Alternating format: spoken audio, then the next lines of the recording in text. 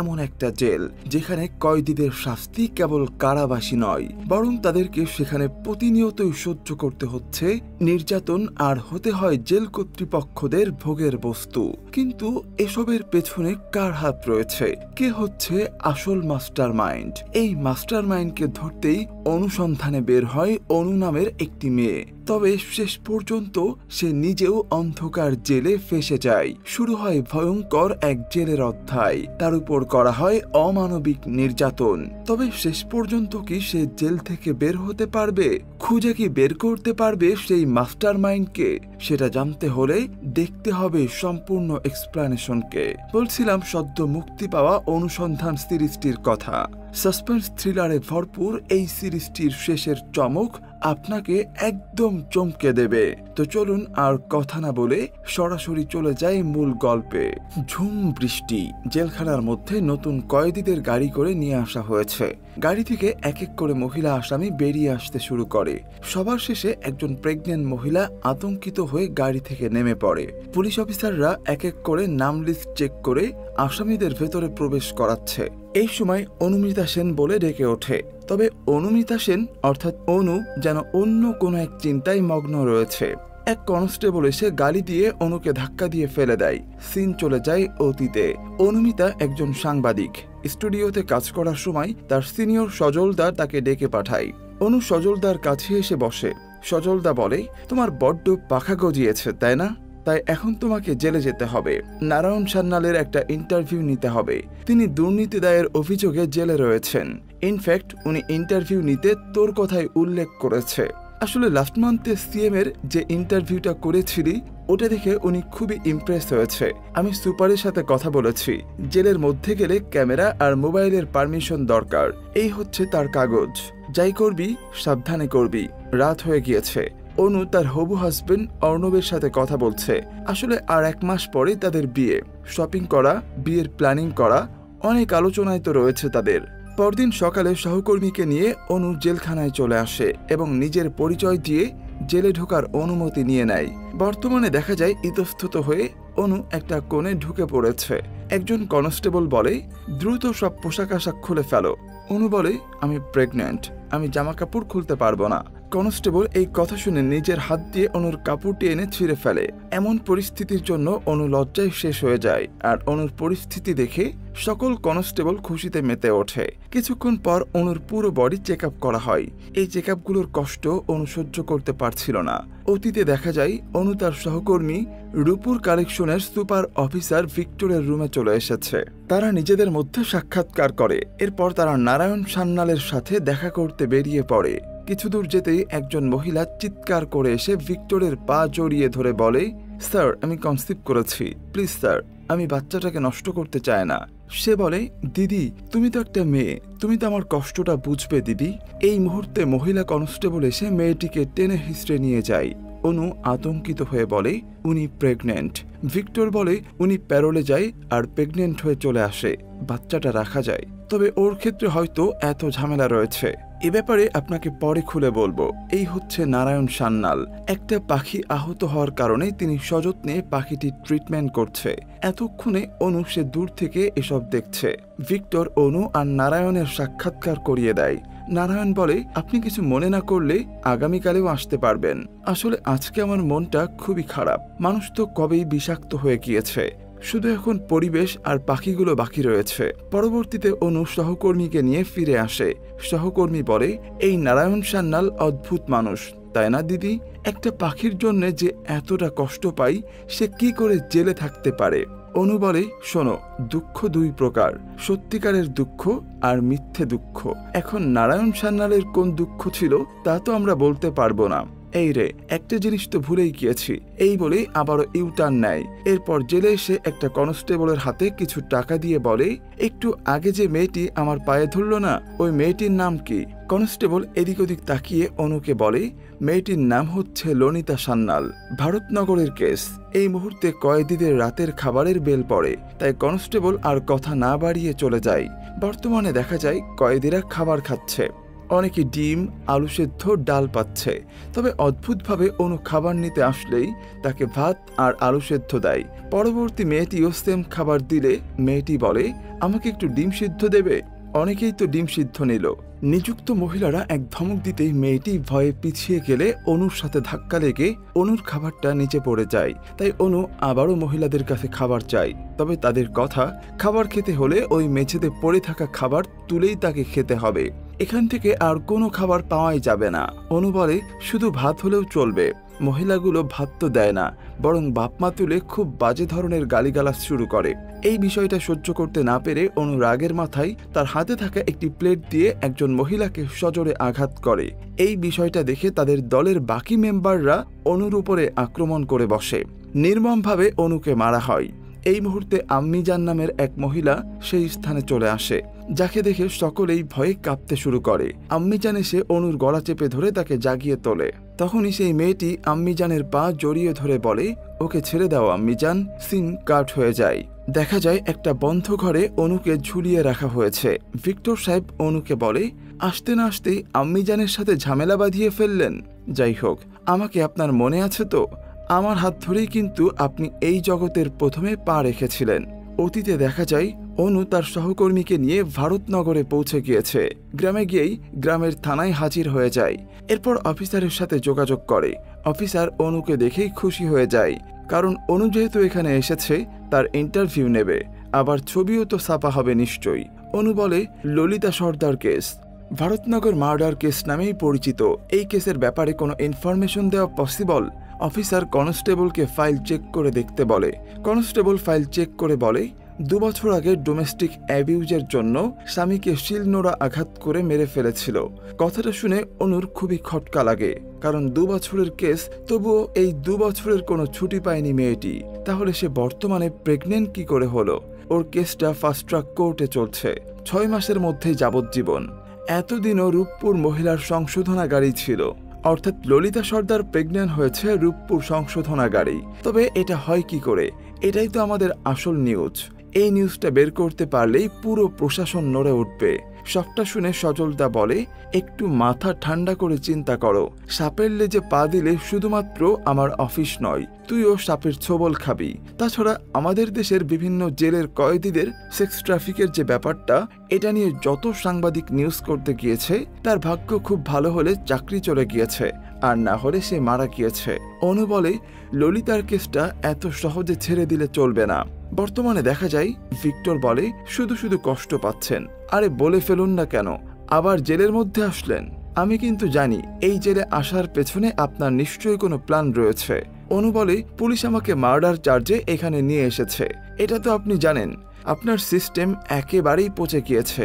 এই বলেই অনু ভিক্টরের মুখে থুতু মেরে দেয়। রাগে ভিক্টর তাকে একটা চড় মেরে কনস্টেবলকে বলে, এটাকে সলিডারি সেলে রাখার ব্যবস্থা করো। অতীতে দেখা যায় অনু নারায়ণের ইন্টারভিউ নিচ্ছে। এ সময় বারবার তার হবু হাজবেন্ড অর্ণব ফোন করছে। নারায়ণ বলে, আপনার বয়ফ্রেন্ডের ফোনটা রিসিভ করুন। এই গোটা রাজ্যের অবজারভেশন এবং নেটওয়ার্ক সিস্টেম দুটোই কিন্তু আমার হাতে। অর্ণব কম্প্যাক্ট চাকরি করে। কম্প্যাক্ট তো আমাদেরই দলের লোকজনদের। খুব ভালো একটা ছেলে, তবে একটাই সমস্যা, ও একটু বেশি সৎ আর অ্যাডভেঞ্চারাস। বর্তমানে দেখা যায় ব্যথায় কাতরাচ্ছে।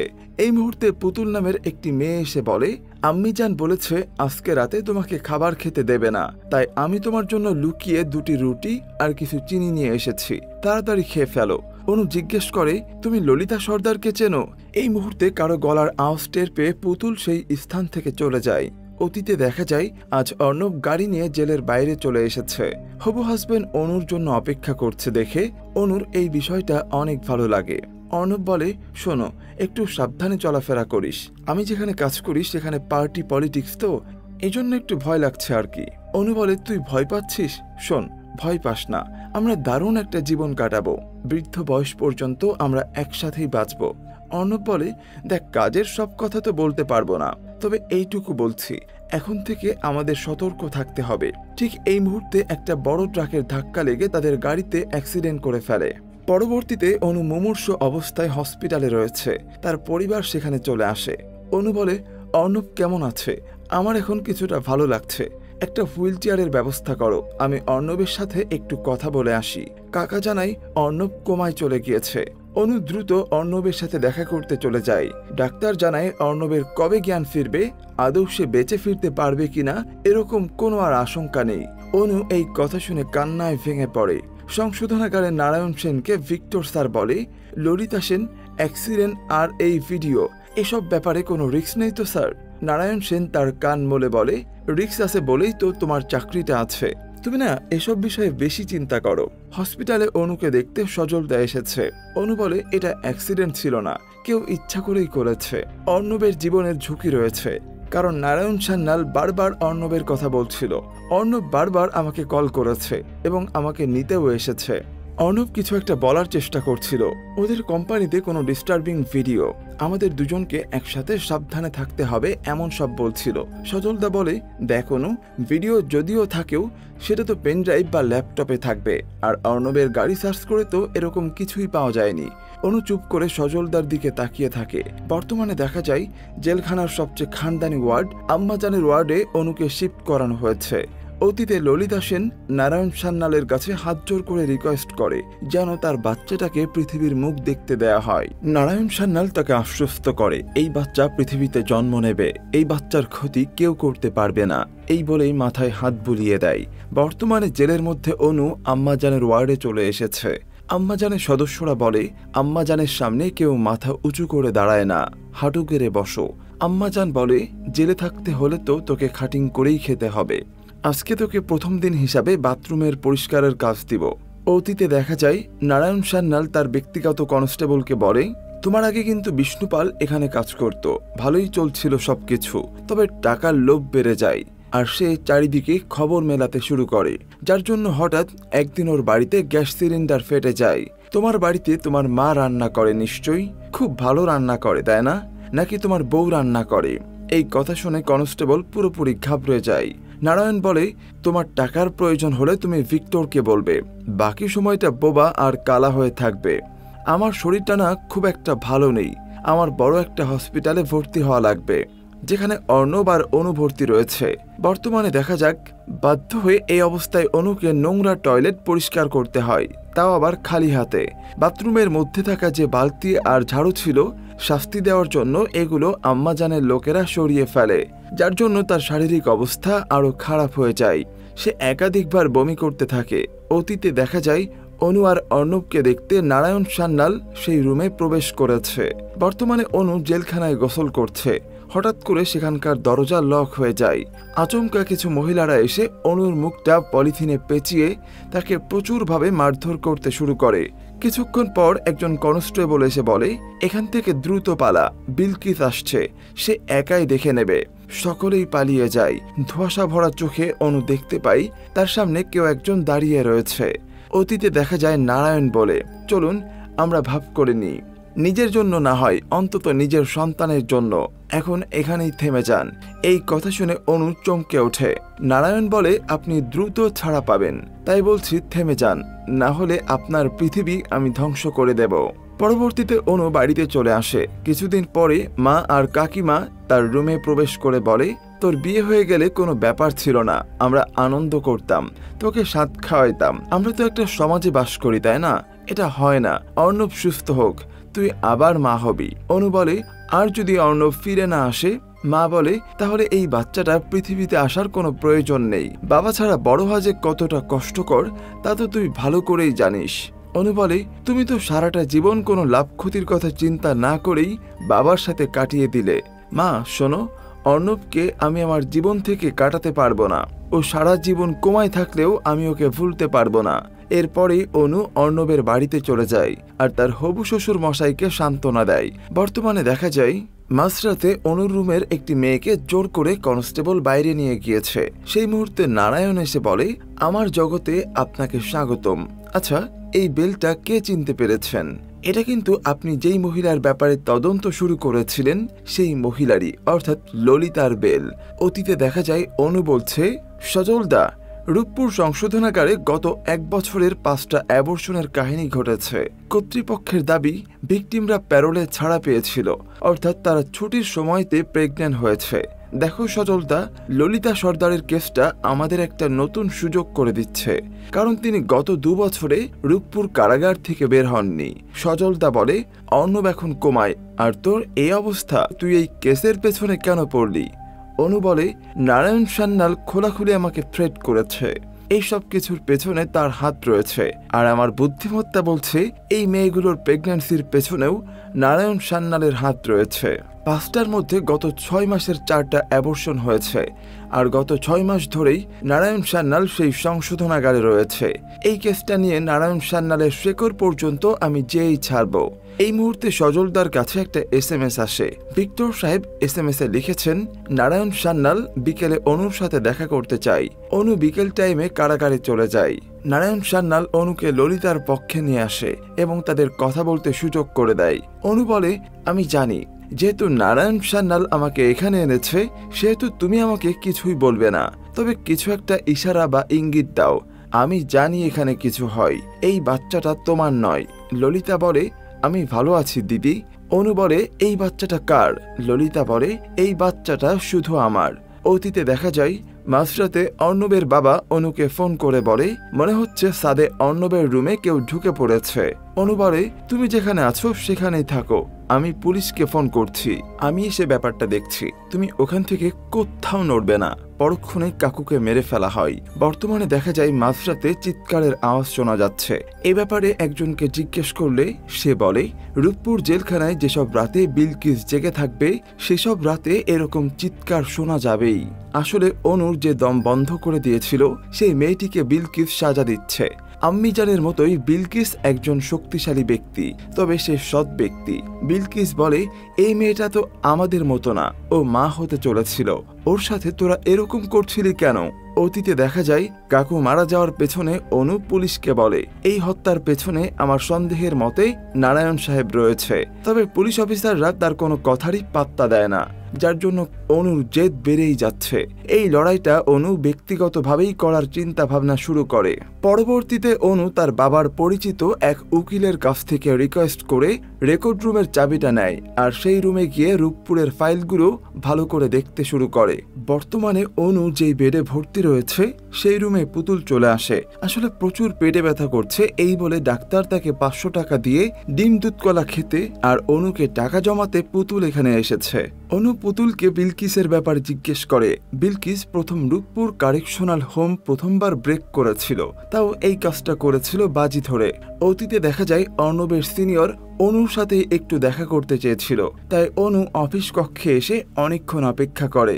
তখন সেই সিনিয়র সার্থক স্যার SMS-এ জানায়, এখানে কথা বলা সম্ভব নয়, রাতে সম্ভব হলে আমার বাসায় চলে আসবে, তখন কথা হবে। এই বলে বাসার ঠিকানা দেয়। রাস্তার পাশের দোকানে চা খেতে খেতে এসব নিয়ে ভাবছিল অনু। একজন মহিলা এসে অনুর সাথে খাতির গল্প করতে শুরু করে। এই মহিলাই মূলত কাকুকে মেরেছিল। মহিলা এক পর্যায়ে বলে, আপনাকে আমি খবরের কাগজে দেখেছি, আপনার আর আপনার স্বামীর অ্যাক্সিডেন্ট হয়েছে, তাই তো? এত বড় ঘটনা ঘটে যাওয়ার পর আপনার ভয় কাজ করে না? এভাবে রাস্তায় একা একা বসে চা খাচ্ছেন, কোনো রকম ভয় লাগে না? নিজের কথা না ভাবুন, অন্তত নিজের সন্তানের কথা তো ভাবতে পারেন। এই কথা শুনে অনু পুরোপুরি ঘাবড়ে যায়। ততক্ষণে মহিলাটি চলে গিয়েছে। অনু নিজের আতঙ্ক কাটিয়ে চারপাশে দেখতে শুরু করে, তবে আশেপাশে মহিলাটি আর নেই। কিছুক্ষণ পর অনু তার সহকর্মীকে বলে, রূপপুর কারাগারের মেয়েরা প্যারোলের টাইমে অদৃশ্য হয়ে যাচ্ছে, অর্থাৎ নিখোঁজ হয়ে যাচ্ছে। রিপোর্ট তো তাই বলছে। গত কয়েক মাসে 7 জন উধাও হয়েছে। কারাগারের ব্যাপারে দায়িত্ব নিতে রাজি নয়, কারণ তারা প্যারোলে ছিল। তবে যাদের অ্যাবর্শন হচ্ছে তারা কিন্তু সেই স্থানেই রয়েছে। অন্যান্য মেয়েরা গায়েব হয়ে যাচ্ছে। রাত হয়ে গিয়েছে। অর্ণবের সিনিয়র সার্থক তার বাড়ি ফিরে এসেছে, যার সাথে আজকে অনুর দেখা হবে আর কি। এদিকে সেই মহিলাটাও খুঁজতে খুঁজতে সার্থকের বাড়িতে পৌঁছে যায়। এরপর কথার ছলে সার্থকের বাড়িতে প্রবেশ করে তাকে হত্যা করে ফেলে। কিছুক্ষণ পর অনু খুঁজতে খুঁজতে সার্থকের বাড়িতে পৌঁছে যায়। অনেকক্ষণ ধরে কলিং বেল বাজাতে শুরু করে, তবে কেউ দরজা খোলে না। দরজা স্পর্শ করতেই অনু বুঝতে পারে দরজা খোলা রয়েছে। ঘরের মধ্যে প্রবেশ করে এমন ঘটনা দেখে আতঙ্কিত হয়ে দৌড়ে বাইরে বেরিয়ে আসে। এই সময় সেই বিল্ডিং এর একজন লোকের সাথে ধাক্কা লেগে অনুর ব্যাগটা নিচে পড়ে যায়। তবে অনু নিজের ব্যাগ না নিয়ে সেই স্থান থেকে পালিয়ে যায়। আর এই মার্ডার কেসের জন্যই অনু বর্তমানে জেলে রয়েছে। অনু বুঝতে পারে তাকে সবসময় ফলো করা হচ্ছে। বাড়ি ফিরে অনু বলে, অর্ণবের কাছে কিছু একটা আছে, জানিস তো। প্রথমে ও, তারপরে ওর বাবা, আবার অফিস কলিগ সার্থক, সকলের উপরেই বিপদ আসলো। সার্থকও তো আমাদের কিছু দিতে চেয়েছিল। ভম্বল সহকর্মী বলে, আমাদের মনে হয় আমাদের পুলিশের কাছে যাওয়া দরকার। অনু বলে, সজল দা, পুলিশ কেউ কিছুই করছে না, অলরেডি 2টো প্রাণ চলে গিয়েছে। অর্ণবের বাড়ি সার্চ করে ওরা কিছুই পায়নি, পেলে ওই মহিলা অর্থাৎ মিলি মিত্রকে দিয়ে আমাকে ভয় দেখাতো না, বা সার্থকের সাথে এই কাহিনী ঘটতো না। অর্ণবের কাছে কোনো একটা ভিডিও বা এমন কিছু আছে যেটা নারায়ণ সান্যাল খুঁজে বেড়াচ্ছে, আর এটাই হয়তোবা জেলের ওপারের মেয়েদের ভ্যানিশ হওয়ার সাথে যুক্ত রয়েছে। অনুর মনে পড়ে অ্যাক্সিডেন্ট হওয়ার আগের দিন যে অর্ণব কখনো গাছ পছন্দ করত না, সেই মানুষটাই একটা নীল জবা ফুলের গাছ এনে বাসায় রেখেছিল অনুর জন্য।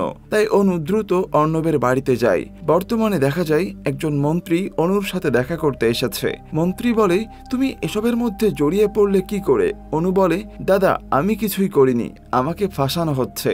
অনুর বাবা খুব স্বনামধন্য একজন জার্নালিস্ট ছিলেন, সেই সুবাদে এদের পরিচয়। মন্ত্রী বলে, তুমি নিরপরাধ হলে কোর্ট তোমাকে মুক্তি দেবে, সাবধানে থেকো, আর কোনো প্রয়োজন হলে আমাকে জানিও। এরপর মন্ত্রী শুভ্র নারায়ণের সাথে দেখা করতে যায়। কিছুক্ষণ সাক্ষাৎকার করে এবার চলে আসে। রাতের বেলা অনু বলে, আমার কেসটা যখন কোর্টে চলছিল তখন হঠাৎ করে শুনলাম ললিতা সর্দার নাকি আত্মহত্যা করেছে। তুমি প্লিজ এই ব্যাপারে আমাকে সত্যিটা বলো। পুতুল বলে, ওরা ললিতাকে জ্যান্ত ঝুলিয়ে দিয়েছিল, যেখানে আইনে পর্যন্ত গর্ভবতী মাতাকে মৃত্যু দেওয়া নিষিদ্ধ রয়েছে, সেখানে এরা সবার চোখের আড়ালে গর্ভবতী ললিতাকে জোর করে হত্যা করিয়েছে।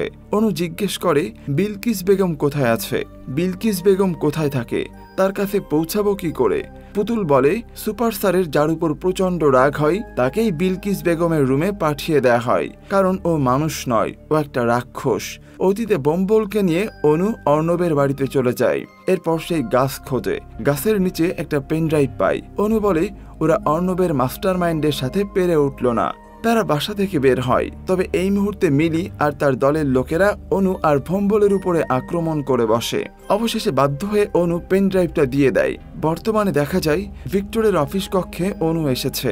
ভিক্টর মনে করে হয়তো অনু সমঝোতা করতে এসেছে, যার জন্য ভিক্টর তার সাথে কুরুচিপূর্ণ আচরণ করতে শুরু করে। অনু ভিক্টরের কালো টাকায় বিভিন্ন হিসাব দিতে শুরু করে। এই কথা শুনে ভিক্টর থমকে যায়। এক ফাঁকে অনু কলম দিয়ে ভিক্টরের গলায় আঘাত করে। তাই তো রেগে গিয়ে ভিক্টর অনুকে বিলকিসের ঘরে পাঠিয়ে দেয়, যা শুনে অনু মনে মনে খুশি হয়ে যায়। অতীতে দেখা যায় ওই রাতে ভম্বলকে হসপিটালে ভর্তি করানো হয়েছিল। অনু ভম্বলকে দেখতে আসে পরদিন সকালে। তবে ওই মুহূর্তে পুলিশ এসে সার্থকের হত্যার অপরাধে অনুকে অ্যারেস্ট করে নিয়ে যায়। বর্তমানে অনু বিলকিস বেগমের রুমে চলে এসেছে। অনু বলে, সবাই আপনাকে নিয়ে ভয়ানক সব গল্প বলে, কিন্তু সেদিন আপনি বাথরুমে না এলে হয়তো আমি মারা যেতাম। বিলকিস বলে, আমার সম্পর্কে শোনা কথাগুলো বিশ্বাস হয়নি। এই বলেই অনুকে কামড় দেয়। কিছুক্ষণ পরেই অনুকে মলম লাগাতে দেয়। আসলে কিছুক্ষণের মধ্যে গার্ডরা এখানে খাবার দিতে আসবে। যদি তারা এসে দেখে অনুকে এখনো পর্যন্ত বিলকিস বেগম টাচও করেনি, তাহলে তারা সন্দেহ করবে। বিলকিস বেগম বলে, কেন এসেছিস সেখানে? তোকে যেদিন প্রথম দেখেছি সেদিন বুঝেছি তুই না চাইলে তোকে কেউ কিছুই করতে পারবে না, তোকে কোথাও আটকেও রাখতে পারবে না। অনু বলে, তোমার গল্পটা একটু শুনি। বিলকিস বেগম বলে, আমার নাম ফুলবানু। আমার 7 মাসের সময় স্বামী মারা যায়। বাড়ির লোকজন আবারও জোর করে বিয়ে দিয়ে দেয়। আমি একটা ফুটফুটে কন্যা সন্তানের জন্ম দিই। মেয়েটা বড় হতে শুরু করে। এক পর্যায়ে বুঝতে পারি আমার বর্তমান স্বামীর নজর রয়েছে আমার মেয়ের প্রতি। পরিস্থিতি বিগড়ে যেতে দেখে একদিন আমি মেয়েকে পালিয়ে যেতে সাহায্য করি এবং নিজ হাতে ওই শয়তানকে আমি শেষ করে দিই। এরপর আমাকে জেলে নিয়ে আসা হয়। আমার মেয়েটা কোথায় আছে, কেমন আছে আমি জানি না, আর কখনো আমার মেয়েটা আমাকে দেখতে জেলেও আসেনি। অনু জিজ্ঞেস করে, প্রায় সময় কারাগারে অফিসাররা বলে রাতের মশলা রেডি করতে, এই মশলাটার মানে কি? বিলকিস বেগম বলে, মেয়েদের নিয়ে ফুর্তি করা, এরপর তাদের পাচার করে দেওয়াই হচ্ছে মশলা। তুমি এই জেলটা বিক্রি করেছিলে না? বিলকিস বলে, পালাবি? অনু বলে, অনুমিতা সেন পালায় না, তবে আসল আসামিরা যেন না পালায় সেই ব্যবস্থা করব। বিলকিস বলে, ব্যবস্থা হয়ে যাবে। অনু বলে, কেন করছো এসব আমার জন্য? বিলকিস বলে, আমার মেয়েকে আমি ভালোবেসে অনু ডাকতাম, এতদিনে হয়তো তোর মতোই হয়ে গিয়েছে। বিষয়টা বুঝতে পেরে অনু বিলকিস বেগমকে জড়িয়ে ধরে। গভীর রাতে একটা কন্টেইনারে করে কিছু মেয়ে কয়েদিদের বন্দরে নিয়ে আসা হয়েছে। এক এক করে মেয়েরা নেমে যায়। শেষ মুহূর্তে সেই গাড়ি থেকে অনু নেমে আসে, যাকে দেখে সকলেই অবাক হয়ে যায়। আসলে অনুকে পালাতে বিলকিস বেগম সাহায্য করেছিল। সবার চোখে ধুলা দিয়ে অনু অবশেষে সেই মশলার গাড়িতে ঢুকতে সক্ষম হয়। যদিও এই বিষয়টা আম্মাজান দেখে ফেলেছিল। তাদের মধ্যে মারামারি হয়। এক পর্যায়ে নিজেকে বাঁচাতে বিলকিস আম্মাজানকে মেরে ফেলে। এদিকে বন্দরে নারায়ণ বলে, বেস্ট কনস্টেবল আমাকে ফাঁসাতে ভিডিও করে টাকার বিনিময়ে হ্যান্ড ওভার করলো, তবে পরক্ষণেই তো আমার কম্প্যাক্টের হাতেই তো চলে আসলো। অর্ণবের জায়গায় আর কেউ হলে বিষয়টা টাকা দিয়ে সেটেলমেন্ট করে নিত, কিন্তু ও তো আপনার প্রেমিক বলে কথা। আদর্শ মানুষ, তাই না? কি মনে হয় আমি কি একটা গন্ডু পুলিশকে হাতে না রেখে এসব কারবার আমি করি? কাছেই যখন পেয়েছি ভালো করে একটু দেখে নি, তারপর না হয় তোকে পাচার করব। প্রয়োজনে তোকে মেরে তোর লাশটা জলে ফেলে দেব। হাতাহাতির এক পর্যায়ে অনুর শরীর থেকে একটা ক্যামেরা পড়ে যায়। এটা দেখে নারায়ণ আরো অনুর উপর রেগে যায়। অনু রেগে বলে, আমিও তো বোকা নই, কেন মনে হলো সব পুলিশরা একরকম? কি করে ভাবলেন আমার শরীরে একটা মাত্র ক্যামেরা নিয়ে আপনার সঙ্গে আমি যুদ্ধে নামবো? আমার সাথে যা হয় সেগুলো আমি হতে দিই, তাই হয়। অতীতে দেখা যায় অনেক আগেই অনু শুভ্রর কাছে জেলে যাওয়ার জন্য রিকোয়েস্ট করেছিল।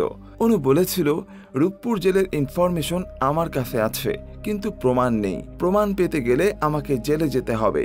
আসলে ওই দিন পেনড্রাইভ পাওয়ার পর ভিডিওটা চালিয়ে দেখেছিল। সম্পূর্ণ ভিডিও দেখার পর যখন তারা বাড়ি থেকে বের হয়, তখনই গুন্ডারা তাদের আটক করেছিল, যার জন্য সম্পূর্ণ কাহিনী অর্থাৎ ভিডিওতে থাকা কাহিনী তারা জেনে গিয়েছিল। সার্থকের মার্ডার কেসে ইচ্ছাকৃতভাবেই অনু ব্যাগটা রেখে এসেছিল, যেন এই কারণে তাকে জেলে বন্দি করা হয়। তার শরীরে থাকা স্পাই ক্যামেরাটি বিলকিস বেগম ব্যবস্থা করে দিয়েছিল। আসলে ক্যামেরাটা কন্টেইনার থেকে নামার আগেই সেট করে নিয়েছিল। অনু বলে, আপনার মেয়ে পাচারের কারবার এখন গোটা বিশ্ব দেখছে। রাগে নারায়ণ পিস্তল নিয়ে তার উপর আক্রমণ করে। হাতাহাতির এক পর্যায়ে নারায়ণ নিজেই মারা যায়। পরবর্তীতে সজলদার কাছে রেজিগনেশন লেটার দিয়ে বলে, আমি কোনো দালালের সাথে কাজ করতে চাই না। আসলে অতীতে যখন তাদের অ্যাক্সিডেন্ট হয়েছিল, তখন কিছু লোকেরা এসে পুরো গাড়ি সার্চ করেছিল। এই বিষয়টা অনু কখনো কাউকে কিন্তু বলেনি। অ্যাক্সিডেন্টের পরেই হসপিটালে যখন সজলদা তাকে দেখতে আসে, তখন সে উল্লেখ করেছিল, গাড়ি সার্চ করে তো কিছুই পাওয়া যায়নি। তাহলে এই কথাটা সজল কি করে জানলো? অনু বলে, আমি আসব, আবার আমার নিজস্ব চ্যানেল অনুসন্ধান নিয়ে আমি ফিরে আসব। এর সাথে সাথেই এই সিরিজের এই পর্ব এখানেই শেষ হয়ে যায়। পুরো সিরিজটির কাহিনী আপনাদের কাছে কেমন লাগলো সেটি অবশ্যই কমেন্টে জানাবেন। আর চ্যানেলে নতুন হয়ে থাকলে অবশ্যই সাবস্ক্রাইব করে রাখবেন। ধন্যবাদ।